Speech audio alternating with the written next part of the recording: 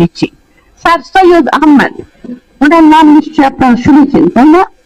Sir Syed Ahmad আপনার 19 শতাব্দীর শেষের দিকে, মধ্যভাগে জন্মগ্রহণ করেছেন, শেষের দিকে উনি মারা যান।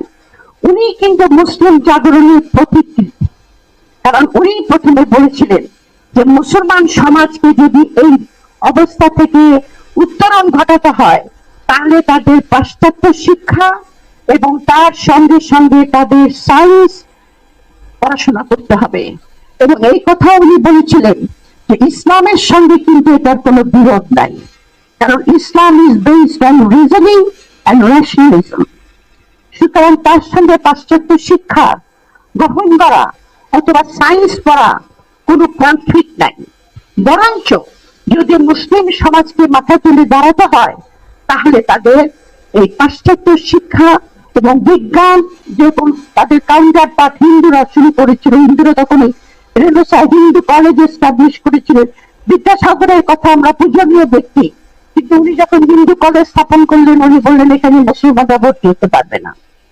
পরবর্তী পর্যায়ে অবশ্য অ্যাডমিনিস্ট্রেশন চেঞ্জ করে 1850 সাল থেকে কিছু কিছু মুসলমান, এটা এখন প্রেসিডেন্সি কলেজ বা প্রেসিডেন্সি ইউনিভার্সিটি নামে পরিচিত, শুরু করে।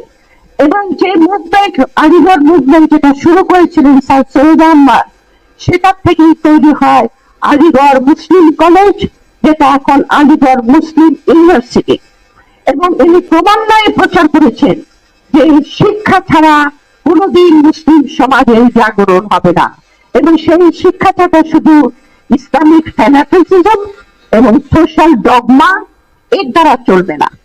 এখান থেকে বেরিয়ে এসে ইসলামের যে বেসিস, মূল বেসিস আপনার রিজনিং বা ন্যাশনালিজম, ইত্তেহাদ, এই সমস্ত থেকে আপনার এটা যেটা সিনথেসিস যেটাকে বলে, অথবা যেটা হলো যে সবসময় তো শিক্ষার কারো কাছ থেকে তুমি কিছু নিবে, আমার কাছ থেকে তারা কিছু নিবে, এটা উনি প্রচার করেছেন। যার ঢেউটা এসে লেগেছিল বেঙ্গলে।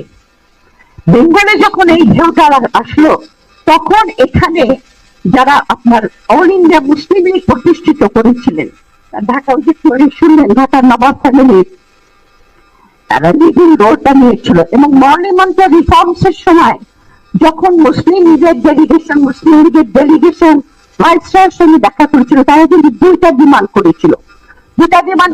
যে মুসলমানদের জন্য সমস্ত ওয়ার্ড এবং কাউন্সিল একটা ফিক্সড নাম্বার অফ সিট দিতে হবে। আর একটা ডিমান্ড করেছিল খুব ইম্পর্টেন্ট, সেটা বলেছিল যে যে ইউনিভার্সিটি গুলি আছে এক্সিস্টিং, সেখানের গভর্নিং বডিতে মুসলমানদেরকে কিছু সিট দিতে হবে। এই যেটা ডিমান্ড করেছিল, মানে এটা আলিগড় মুভমেন্টের একটা ইম্প্যাক্ট ওখানে, যে শিক্ষার ব্যাপারে আমরা সচেতন হয়েছি। এবং মুসলিম লীগের যে উনি বলছেন ডক্টর আলমগীর, প্রথম যে সেশনটা হয় সেটা হলো মোহাম্মদান এডুকেশনাল কনফারেন্সের সঙ্গে। এবং এটা যেটা মধুর ক্যান্টিন এখন, ওইখানে কিন্তু নবাবদের এটা বাগান বাড়ি ছিল, শাহবাগ, এবং এই বাগান বাড়িতে ওই জায়গাটায় কিন্তু এই ইয়েটা হয়েছিল, মুসলিম লীগের এই প্রথম অধিবেশনটা। এবং পরবর্তী পর্যায়ে মধুর ক্যান্টিনটা অনেক বাইরে ছিল, পরে এখানে নিয়ে আসা হয় আর্টস বিল্ডিং। তোমরা ওগুলি দেখো নাই, আমরা দেখেছি। আচ্ছা, কিন্তু ওইখানে আমার মনে হয় একটা কিছু স্থাপনা থাকা দরকার ঐতিহাসিক ভাবে, যেখানে মুসলিম লীগের প্রথম একটা ইতিহাস, তো ইতিহাসের তো একটা স্মরণ থাকা প্রয়োজন বলে আমি মনে করি। আমি শেষ করে দিচ্ছি। এই যে ঢেউটা